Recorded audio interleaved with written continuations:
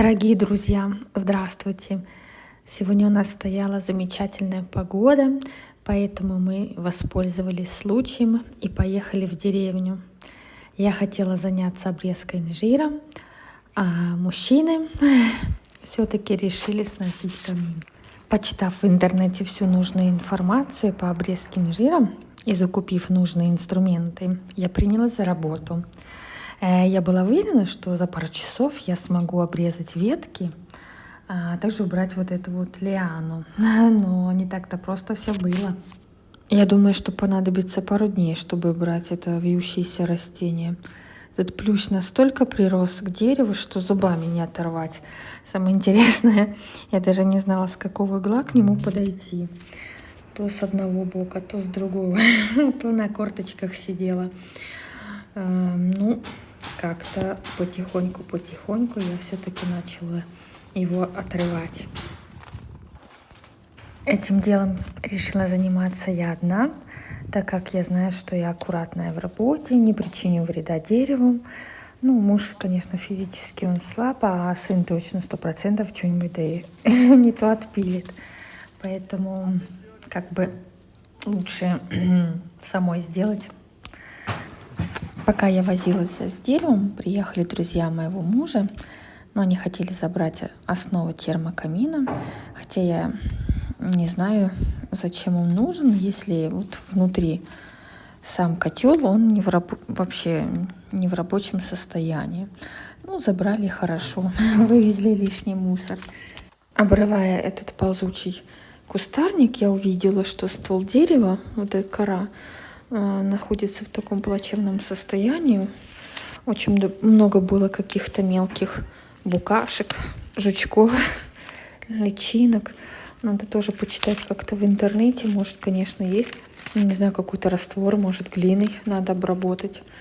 Надо посмотреть, почитать. Стебель этого вьюнка я то ножницами обрезала, то ножовкой. Посмотрите, вообще, да, вот какой вот мощный стебель. Видно, конечно, и корни тоже мощные, но, к сожалению, они переплелись с корнями дерева. И я просто его никак не могла все равно вытащить.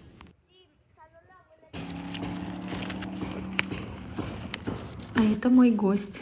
Не знаю даже, чей этот котик, но так ластился вообще. Не люблю я котов. Видно, что меня тоже любят. На следующей неделе мой муж ложится в больницу, поэтому мы приостановим наши работы дома. То, что успеем сделать на этой неделе, то успеем, а там уже будет видно. Я думаю, и я так считаю, что у каждого человека есть свой путь, свой крест, свой особый сценарий жизни. И вот у моего мужа его болезнь, это его путь, это его испытание.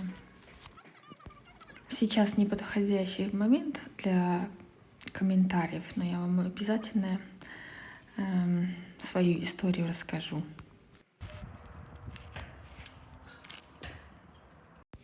Решила сделать паузу и посмотреть, что же творится у меня дома. Да, и камин уже начали громить. Это Кармины, помощник. Он действительно очень-очень даже много сделал. Молодец. Сила у него есть. Сила есть, ума не надо.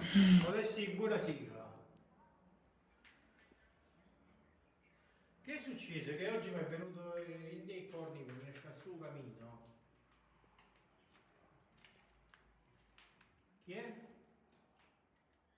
Volevo fare ricovero domani, però c'è città no, domani no, quella settimana non queste che delle altre.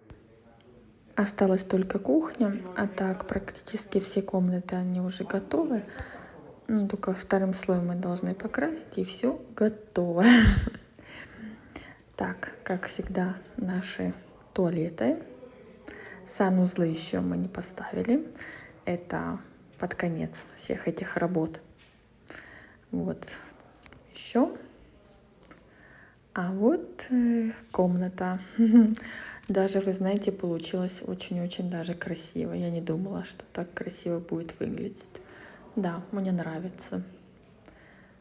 Да, такая маленькая, но удобная, комфортная. И вот такая вот детская комната. Ну, красивый цвет, да, такой песочный, песочный.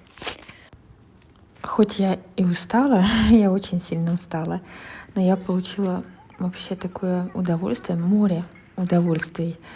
Вообще мне нравится контакт с природой. Это какое-то чудо из посаженного семя, из посаженной семечки. Вырастает нечто красивое, сначала цветущее, а потом еще и вкусное. Вообще во всем этом я вижу только море позитива. Это вот первое, труд как удовольствие. Второе, выращенное своими руками. Она всегда вкусная, экологически чистая. А третье, это фитнес, причем бесплатный. Такая разминка для тела, разрядка от негатива. Младшую приучаю к садоводству, хотя ее и приучать не надо. Купила семена, посадила, а я так мельком глянула на саженцы, приценилась. Ну, посмотрю. Мандаринки мне понравились, вот эти вот. Это в следующий раз я куплю. Посмотрите, какие огромные лимоны.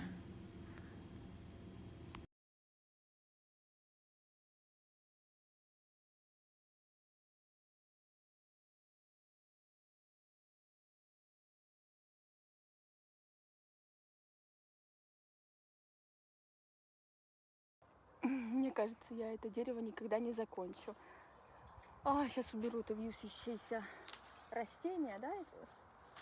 Интересно. У нас такое, по-моему, дома висело. Браво, tesoro. Ma sei proprio bravo, tesoro.